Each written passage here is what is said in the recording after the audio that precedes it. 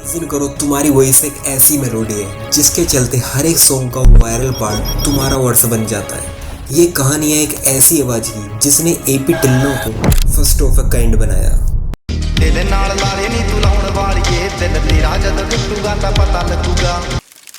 जो आवाज हमें याद है वो शायद एपी ढिल्लों की है भी नहीं।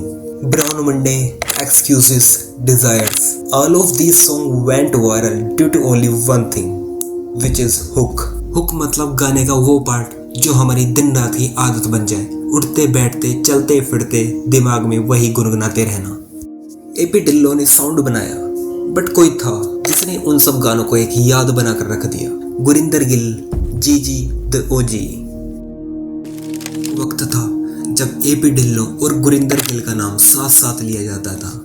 फैंस के लिए सिर्फ एक डियो नहीं थी बल्कि एक मूवमेंट था। मिलियन बिलियन में व्यूज, सोल्ड आउट कॉन्सर्ट, ये सब तो इस डियो के लिए एक आम बात हो चुकी थी। लेकिन फिर एक दिन गुरिंदर गिल ऑलमोस्ट पब्लिक की आई से गायब ही हो गया। ना किसी कंट्रोवर्सी का अनाउंसमेंट, ना ही ब्रेकअप का स्टेटमेंट और ना ही किसी पर ब्लेम, बस सिर्फ साइलेंस। और ये साइलेंस गुरिंदर गिल के फैंस के लिए सबसे लाउडेस्ट रिप्लाई था। इस टाइम पर गुरिंदर गिल के फैंस के बीच सिर्फ एक ही सवाल था, क्या एपी ढिल्लों ने अपना कैरियर बनाकर गुरिंदर गिल को डिच कर दिया है? जबकि रियलिटी इससे एकदम अपोजिट थी, जो कि वीडियो के एंड तक आपको समझ आ जाएगी। और in the and I will gonna share my personal opinion on Gurinder Gill, so don't skip without watching the end. लेकिन उससे पहले वीडियो को लाइक करके चैनल को सब्सक्राइब जरूर कर लो।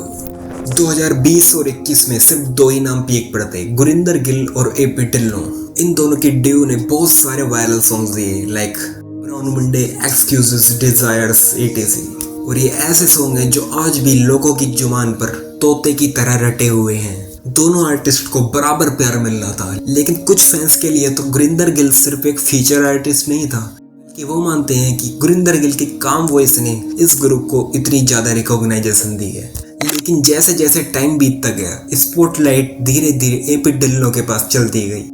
ये सब नेचुरली हुआ, ये एक इंडस्ट्रियल पैटर्न था? इसका जवाब किसी के पास भी क्लियरली नहीं है। हालांकि कुछ लोग मानते हैं कि एपी ढिल्लों ओवर हाइप्ड है, उसको सिर्फ और सिर्फ गुरिंदर गिल ने बनाया है, गुरिंदर गिल के कंधों पर उसका कैरियर टिका हुआ था। जबकि कुछ लोग मानते हैं अगर गुरिंदर गिल ने ही उसका कैरियर बनाया है तो गुरिंदर गिल से खुद का कैरियर क्यों नहीं बना।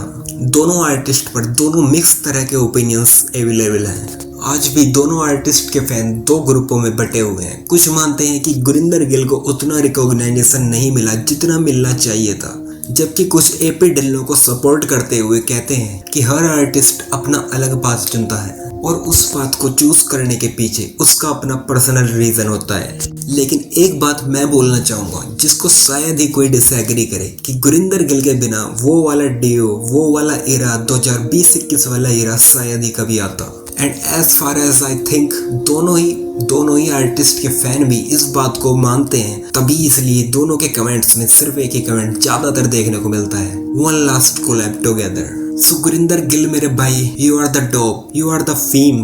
Just keep going on cooking whatever you are cooking. We are eagerly waiting for your next drop. By the way, अगली वीडियो सिर्फ उसी पर होगी जिसके लिए होंगे सबसे ज्यादा कमेंट्स। तब तक के लिए पीस आउट।